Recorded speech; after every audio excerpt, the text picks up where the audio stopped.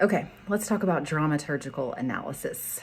The dramaturgical analysis is it's called analysis, but it's really a theory or a perspective created by Irving Goffman that says that we live our lives like actors on a stage. Think of the word dramaturgical. The root word there is drama. So you can think of theater here. And essentially, this theory says that we use things like you would in theater, like our set or backdrop, our costume, our clothes, right? Our makeup or, mask, our props that we might carry, all of these things, just like an actor on a stage would, to convince you of the character that they're playing.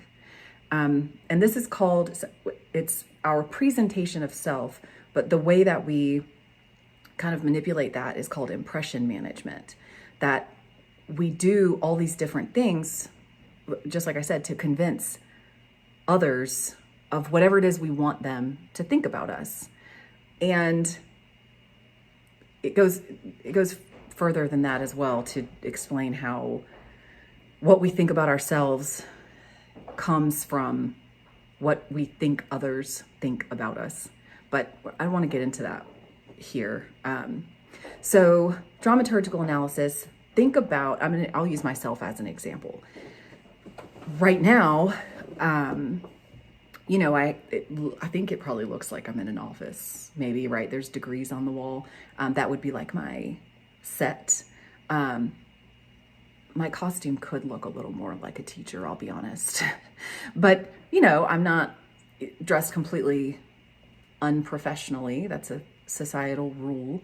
The words that I'm using, even the things that we do, like our tone of voice, our body language, all of these things are an attempt, according to this theory, to get others to buy what you're selling, right? Now, for myself, when I turn off my computer and I'm gonna switch into my mommy role, I'm literally gonna change my costume. I'm gonna put on something completely different. The way that I talk, especially to my 3 and 4-year-old, I don't speak to them in this same way. My set will be different. I'll probably be in the kitchen or on the floor playing with trains, so the way that I present myself will actually change. I will be playing a different character. My expectations will be different from others and from myself, right? And then after the kids go to bed, I will switch again then into the character of wife, right? And we may need to spend quality time together watching a movie or discussing how our day went. And there, while I may have on the same clothes and stuff, the words that I use, the setting, set, if you will, all of that will be different. If you go into a job interview, for anyone who, usually when I teach this, there's people who say, oh, I don't do that at all. I don't care what people think.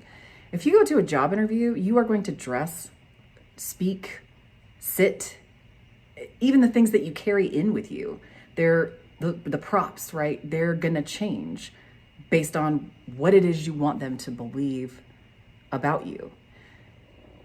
If you think, I don't care what people think, there is a good chance, if you really feel that strongly, that you have this presentation of self and you manage your impression by trying to give off the impression that you are someone who does not care what other people think.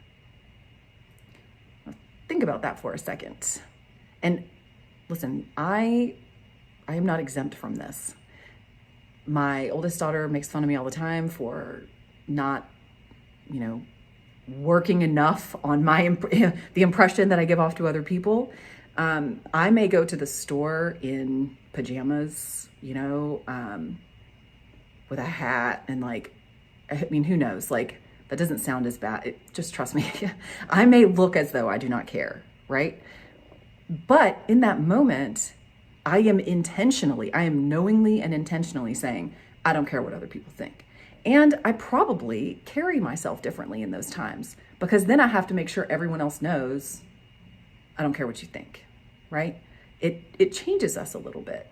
I hope that makes sense, to all of you. We do this in our homes, in our cars, the cars we buy even. We set things up outwardly within ourselves and within our own settings or sets that we can control to convince other people of who we want them to believe we are. Now, with that said, that doesn't mean you aren't that person. If you were to take this theory a step further, I would probably argue that all of those people that we present ourselves to be in different situations, those are all us. They're all the many different sides of ourselves. So it doesn't mean that you're fake, or whatever negativity you might associate with that. They're all different pieces to us that make up the whole of us, probably with one character that you play being more important than the other to you, and maybe to others as well. So, dramaturgical analysis, we are all actors on a stage convincing others of the authenticity of our character.